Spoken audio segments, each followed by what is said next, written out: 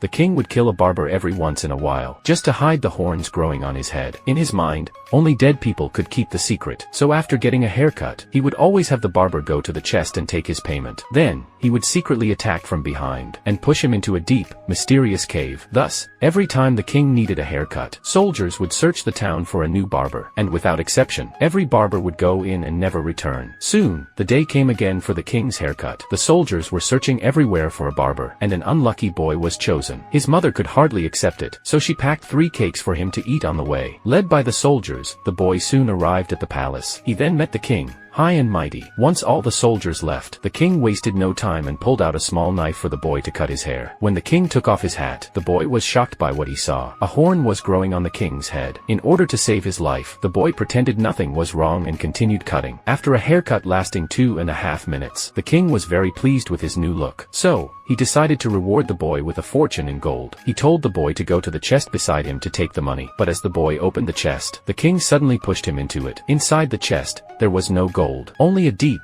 mysterious cave with a rushing river beneath. The boy, caught off guard, was swept away by the current. The king thought the boy would die, but to his surprise, the boy survived. The surroundings made the boy shudder. There were piles of bones everywhere. The boy realized the place was full of danger. At that moment, he just wanted to escape as fast as he could. Just then, a noise came from beneath the pile of bones, which startled the boy and made him step back. In the next moment, a giant snake appeared before him. Without hesitation, the boy immediately began to play the flute in his hand. The music made the giant snake happy, and then the boy took out one of his cakes and offered it to the snake. The snake, moved by the boy's kindness, let him go, and sent him out of the cave. Just as the boy escaped the snake's mouth, he was spotted by a hungry wolf in the forest. The wolf lunged toward him, but the boy scrambled up a nearby tree, barely escaping becoming the wolf's meal. However, the wolf was determined not to give up, so the boy played the flute again. When the wolf fell down, the boy was knocked off the tree. The wolf's stomach growled loudly from hunger, so the boy took out the second cake and gave it to the wolf. After eating, the wolf decided to let the boy go, and carried him out of the forest. On the way, they passed a house by a lake, so the boy waved goodbye to the wolf. He thought he would spend the night there, but little did he know, he was walking into a trap. The house was owned by a famished old witch. Seeing a new victim at her door, the witch used magic to transform into an old woman. She warmly welcomed the boy inside, and as soon as he sat down, the witch revealed her true form.